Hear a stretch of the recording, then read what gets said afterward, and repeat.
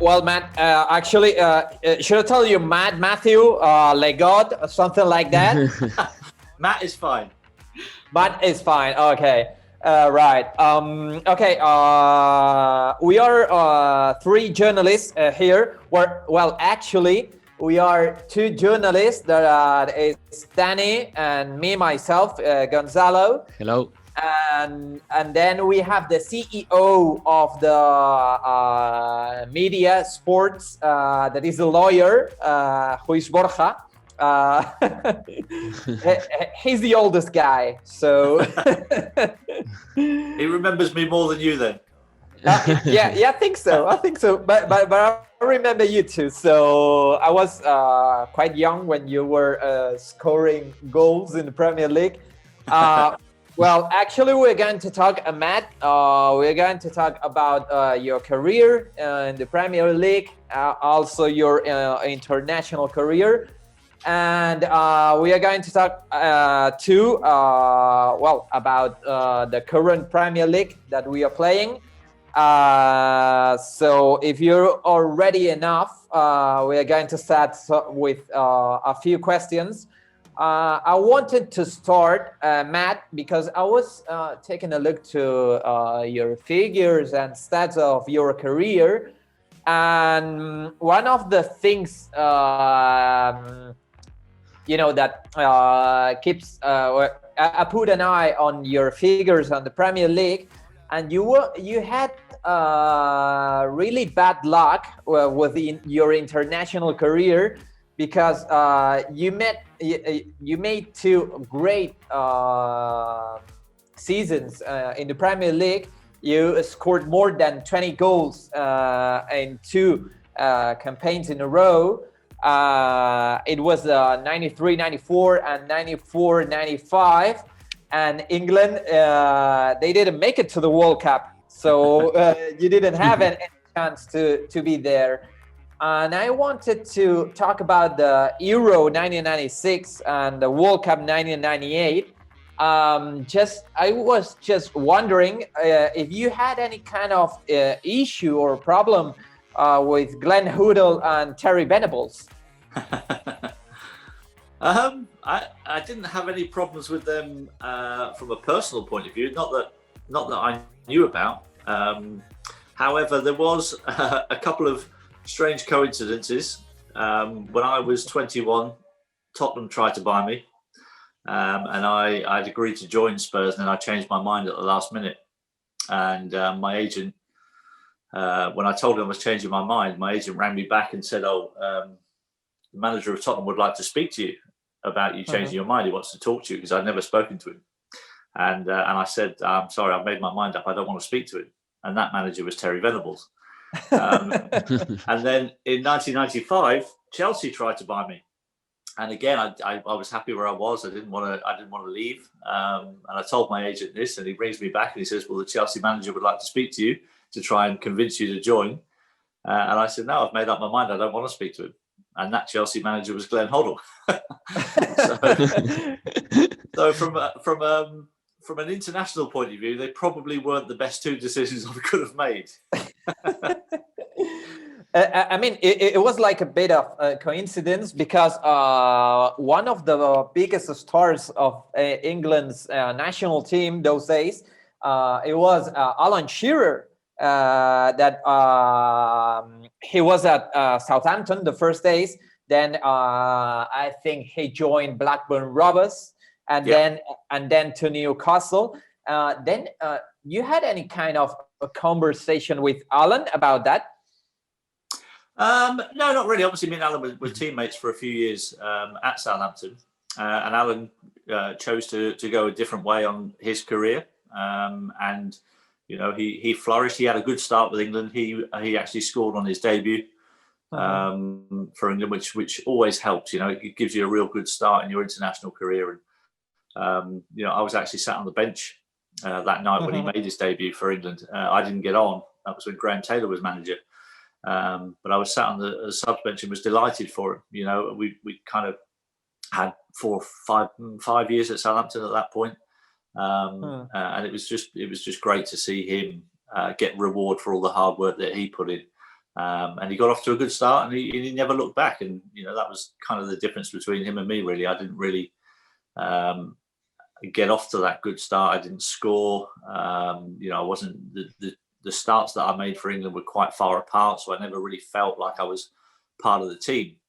Whereas Alan got off to a good start and felt like he was part of the team. He had the move to Blackburn where they were challenging at the top of the table, and I was still in the team that was challenging at the wrong end of the table. And I think that probably held my international career back a little bit. But even though it did, I still have no regrets about staying at Southampton my whole career.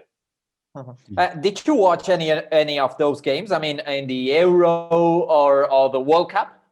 Oh yeah, back in those days. I watch every all games. I watch every England game. Yeah, absolutely. And Euro '96, I kind of wasn't really near to being involved in that squad. I'd been dropped from the squad a long time before Euro '96 actually came round. I was dropped. I think it was after I played in the game against the Republic of Ireland, which had to be abandoned after 27 minutes because of the crowd trouble. Yeah. And I started. That was one of the 3 games that I started, but it was abandoned after 27 minutes, and that was in 1995. And the next squad that was announced the following month, I wasn't even in the squad of 22 or 23. I'd gone from being in the starting lineup one month, playing 27 minutes, and then the next month not even being in the squad. And I thought, blimey, I must have been really bad for that 27 minutes. But so Euro '96, I wasn't really close. World Cup '98 was probably the one that was hardest for me to take, because I'd played in one of the B team games that had been arranged. A couple of months before the squad was announced. I scored a hat-trick in that game. I finished that season really strongly for Southampton. Scored a lot of goals in the last few games, and was playing really good football. And that was kind of my last chance at getting in the World Cup squad. So being left out of the '98 World Cup one was a real bitter pill to swallow. And I think, looking back, I didn't realise at the time, but it had such a huge effect on me, because I kind of knew that was my chance up of playing in the major championships. And I never really my form never really hit those heights ever again in my career after that. I mean, go for it, Borja. Yeah, thank you, Gonzalo. Matt, you play 16 years for the Saints. In your opinion, which is the main difference between old Premier League and actually Premier League? Which is the main difference for you? Sorry, Borja, I didn't catch the last bit. What's the main difference between the old Premier League and nowadays actually Premier League? Okay, so I think the main difference now, I would say, is the attention to detail now is far greater than it ever was in my day. Certainly in terms of the analysis that goes on, the statistics that are kept on players, how clubs will buy a player has changed. They look at a lot of different angles now as to why they want to buy a player. And I think probably the biggest difference is the professionalism that the players show now. It was a lot more relaxed back in my day. we were able to have a good life outside of football as well, without every single second you have to be behaving properly, otherwise somebody will take a picture and it's in the newspapers and it's on social media, and all of a sudden it's all over the world. It was a much better place 25 years ago. The media for me is the biggest difference, because now Premier League games are broadcasting in China, India, Thailand, Spain, France. In 1996, only in Premier League is in England. No Spain, no France, no Italy, no Asia. And this is a big, big difference, obviously. Danny, let's go. Yeah, hello, Matt. How are you? It's a pleasure. It's a pleasure. I was born in '96, but even that, I had a chance to watch a lot of videos on YouTube, and it was amazing. Thank God for I just wanted to ask you some actual things. And one of the things we were talking about the business of football, and you said that before you had a life, it was easier to be not only a footballer, maybe more as a person, no, to have a life. And I wanted to ask you about the potential Super League. That kind of league that some people are talking that probably will lead some clubs to be outside this league, and the big clubs just having a league for them. What do you think? Because, for example, Southampton will be outside of this league. That some teams that are improving in that seasons, that they will be out of that league. I think as a Southampton supporter, I think I'd probably quite welcome all the big teams go and have their own league, and we might have a chance to win the Premier League. But on a serious note, I personally feel like the strength of our league is because of the diversity of it and the size of the clubs, the different sizes of the clubs, and I think it would be actually a pretty bad thing for English football. I don't like the elitism. I like the fact that you can have small teams in the Premier League and you have massive teams in the Premier League. And I think the differences in the teams is one of the big things that keeps people interested, I think, in the sport, is that there is those stories of the little clubs coming through and being able to, not on a consistent basis, but being able to beat the Liverpools and the Manchester Uniteds, just on the odd occasion. And it's such a massive lift for a club, for the smaller clubs in the league to be able to compete against those guys and know that sometimes you can beat them. Okay, you might not beat them over 38 games, but even the small victories are very well received. Mm-hmm. I wanted to ask you about the actual Southampton, because right now, last season they struggled a lot in the beginning of the season. We saw Hassan Hutel losing a game 9-0. It looked like his job was over, but in the end they recovered and they finished in the mid-table. And this season they are playing incredible football. What do you think about Hassan Hutel? What did you thought the moment that you lost 9-0 against Leicester? And because I spoke with some colleagues that are journalists, and they were saying, okay, that's the end for Hassan Hutel. It's impossible that he will continue after losing 9-0. And in the end, he recovered, and the team is playing so well right now. Yeah, I think a lot of credit has to go to the board at Southampton. They didn't panic. They believed in their manager. We had some tough games just after that as well. I mean, I was at the game at the 9-0, and that was a tough evening. That was one of the hardest football matches I've ever had to watch. And when you're sat next to you're sat alongside the chairman, it's not easy to leave the football match at half time. It was a tough 90 minutes, and I think we lost the next two matches after that. We played Manchester City twice on the back of that game, one in the league, one in the cup. And we acquitted ourselves quite well in those games. We gave them a good game both times. And I think that kind of gave the board belief that this manager can turn it around. And he did, and it was incredible what he did. I think to finish the season in 11th place was a remarkable achievement, given that, after that game, pretty much everybody in the media over here had written us off as we'll definitely get relegated.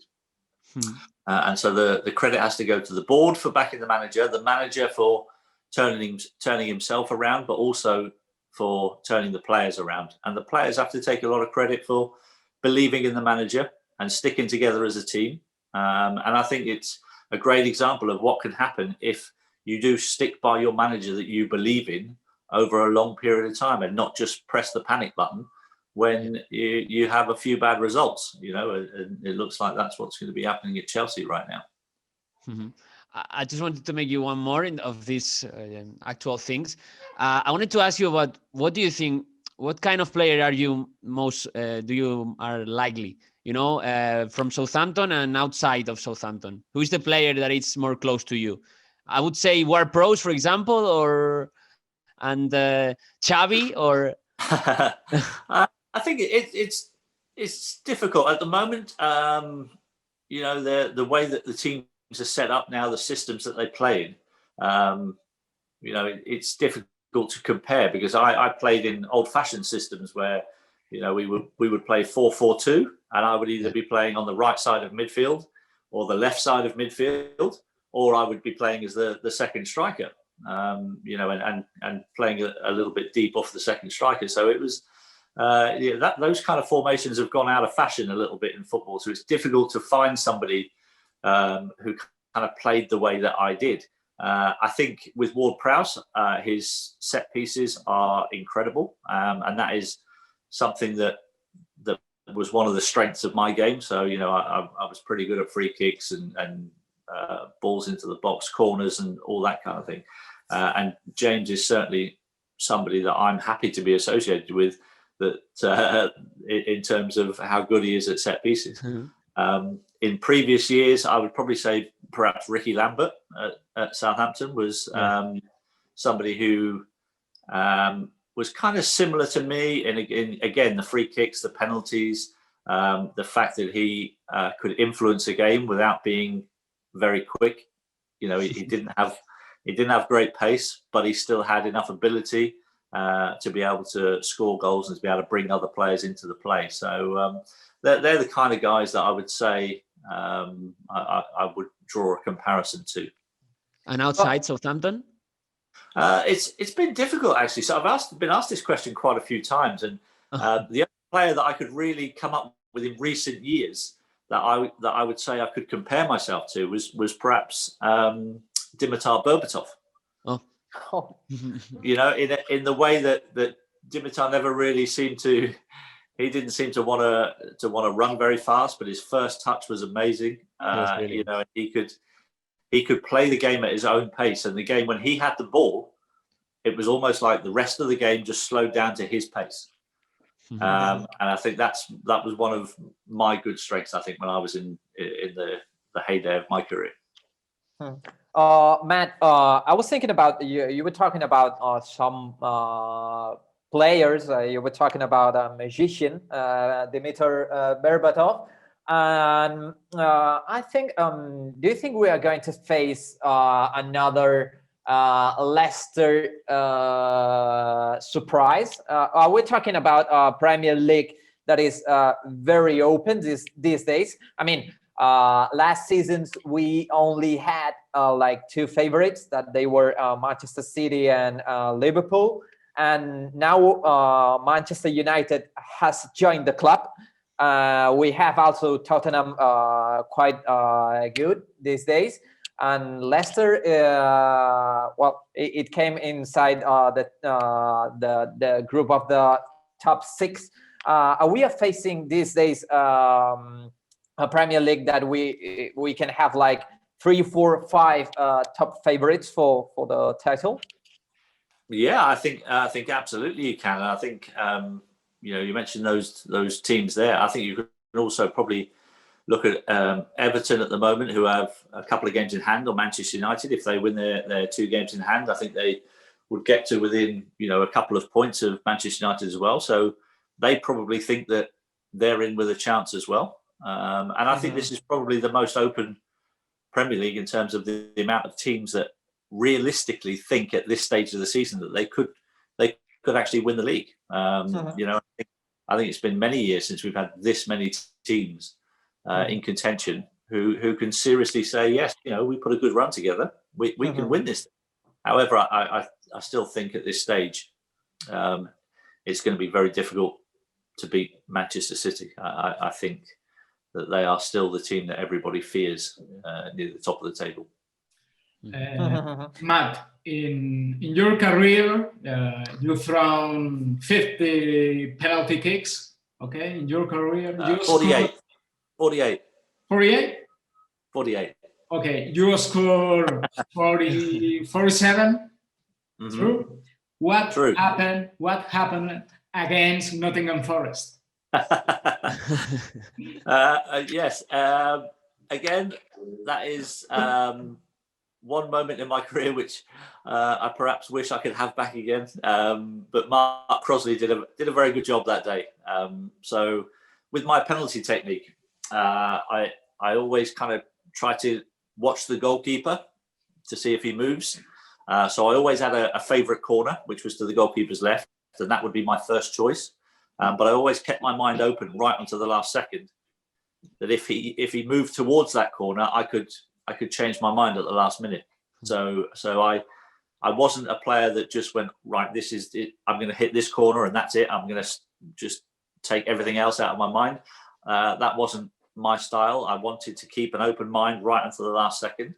It takes a lot of confidence and a lot of courage to be able to have that mindset when taking a penalty.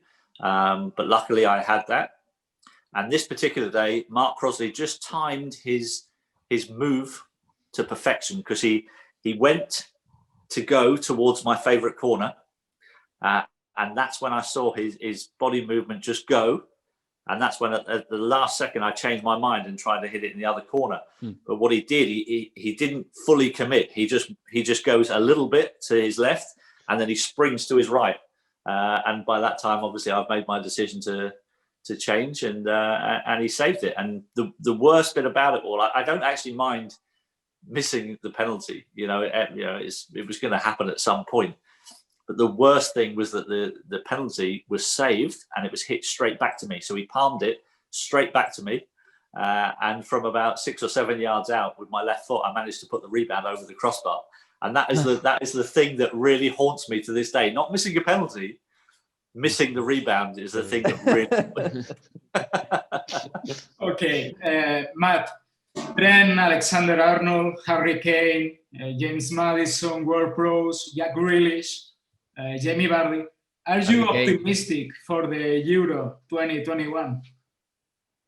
Yeah, I think we have a lot of very talented footballers at the moment. I think, we've had squads in the past where we thought we've had a lot of world-class players in our team, and we've never really achieved anything. But I don't know, it just feels there's something a little bit different about the team. I don't know if it feels like there's more of a team spirit in this England team at the moment than there has been in years gone past. I think there's always been, for me, the biggest problem with England was the lack of a team spirit, and there's people taking their club affinities into the England squad and not really bonding because of how they feel about each other at club level. And I think that might have been a problem in the past. So I hope that this year there's more of a team spirit there that Gareth seems to have made possible with England. And I think that will give us a better chance of being a bit more successful. Well, we actually, Matt, saw that at the World Cup, the last World Cup at Russia, when England made the semifinals for the first time in a very, very, very long time. Yeah. And you think that feeling of there was not that union inside the group was one of the biggest issues on the national team? Yeah, I absolutely think so. I really feel like Gareth has tried very hard to generate a club atmosphere in the international level. And I think that is the one thing, as I said, that has been missing, I think, from the national team for a long time. And so being able to do that, and yeah, I remember Russia very well, going 1-0 up against Croatia in the semi-final. The whole country here was so unified in their support of the team. It was, such a, we actually felt like we were starting to feel like we could actually win the World Cup. And I haven't had that feeling. I haven't had that feeling for a very, very long time. well, I actually remember the first goal. It was a free kick by Trippier. Yep. Yeah. And then they made the comeback, but you were close enough to get into the final for the first time in 50 years. So I think it was important, for the country. It was a big lift for the country as a whole, and I think that should give the belief to the players that the Euros this time round, they really should go into it not just hoping that they can win, but actually believing that they can win. There's a big difference. I'm just wondering, Matt, because you're not like a normal player, I would say, because you were born in a very small island that is called Guernsey.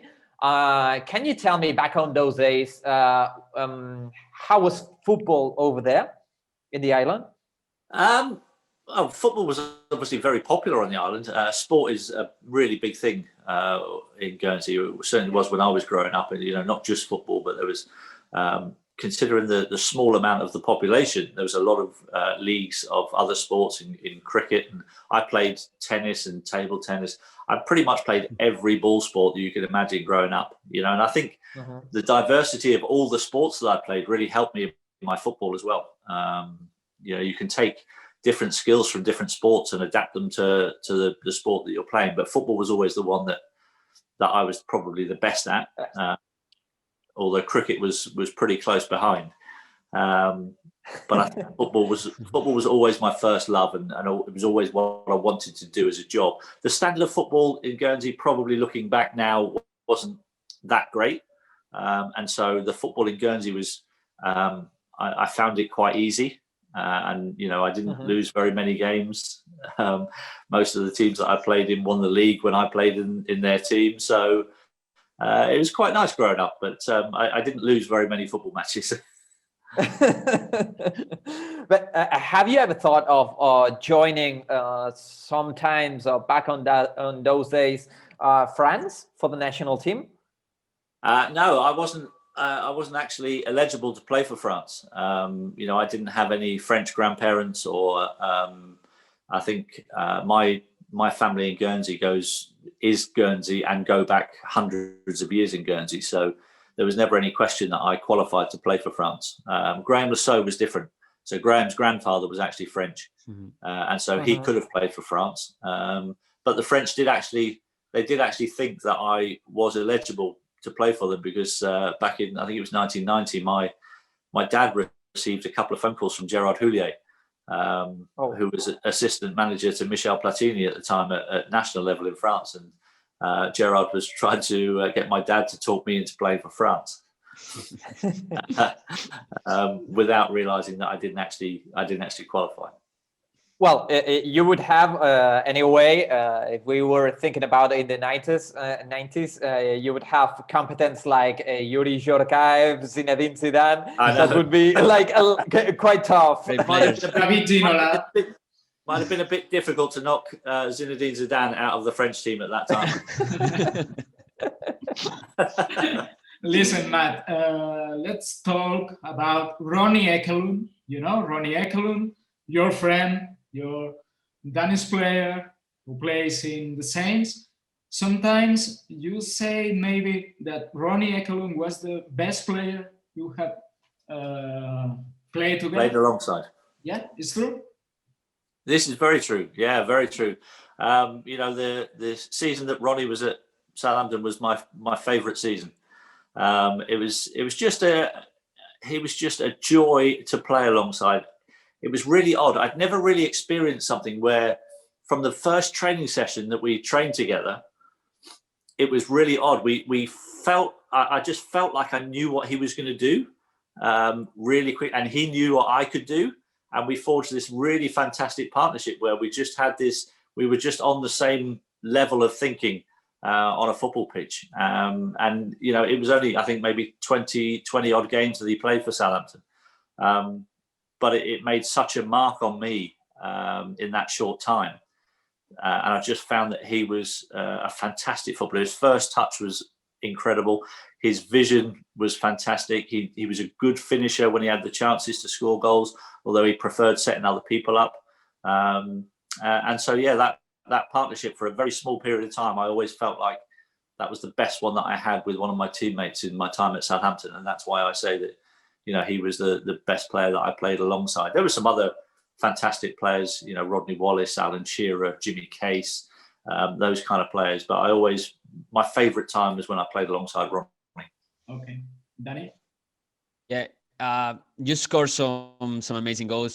So many people has asked you about your favorite goal. You said the goal against Blackburn, but there is one against Wimbledon that is my favorite. And I just wanted to ask you, how did you imagine that? Because it's like a free kick that you put the ball up and you just shoot. It's incredible. And from my point of view, it's my favorite goal. So the story behind that was on the day before that game.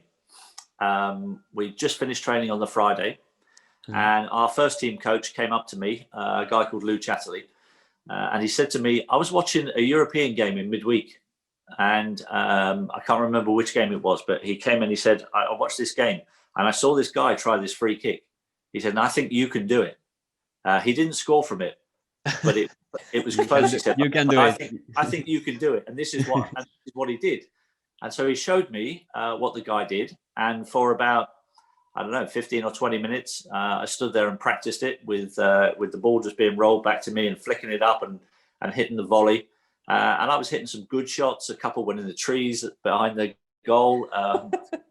But I liked it. It was different, and I obviously I liked experimenting. I liked trying things different. So when we get the free kick against Wimbledon the next day, it's in a pretty good spot. Pretty central, 25 yards out. It's a really good chance for me as a free kick taker. I'm stood over the ball and I'm thinking, well, am I going to go to the goalkeeper's left, or am I going to go over the wall? And then Jim Magilton comes up to me and he says, "What about the free kick we practiced yesterday?" and I'd forgotten about it because I was so focused. I wanted to score direct from the free kick. And he came up and so he said, "What about the one we practiced yesterday?" And I kind of went, "Yeah, why not? Let's have a go." And that was it. That's how the free kick came about. He rolls it back to me. The flick up at the time. So the idea with the free kick is that you flick the ball up quite high to give yourself enough time to change feet and hit the volley. Yeah. I remember thinking at the time when I flicked it up, I thought, "Oh no, that's not high enough." And so and it was almost like it felt like, when I watch it back on the TV now, it doesn't look that way. But at the time, I can remember thinking, I haven't flicked this up high enough, and I have to rush the volley. I have to hit the ball quicker because it's going to drop quick. But thinking about it, by doing that, it actually made the ball dip more. And so, which was the thing that enabled it to come back down under the crossbar. And so, yeah, that free kick. The really odd thing about it is that was the only time in my career that I tried that free kick. Even after scoring from it, I never tried it again. And I don't know why to this day. I just completely forgot about it. That's a shame. That's a shame, because you should have done it a lot of times. That you should have done it more times. I just wanted to ask you one more thing. Do you miss a lot that feeling of scoring a goal? How much is the thing that you miss the most of football? Because scoring a great goal and doing, "Oh, okay, I'm Matthew. What a goal." Like standing in front of a lot of people and yeah, no, that feeling of doing something on a football pitch that has made an entire stadium get up off their seat and cheer for you, it is just the most amazing feeling. Yes, I would doubt there's any footballer that tells you honestly that he doesn't miss that feeling of adoration from an entire football stadium when you've just made them happy for a short period of time. It's an incredible feeling. It really is. Matt, just a couple of more questions, and we will be ending this interview. Thanking you for your time. No problem. Rush.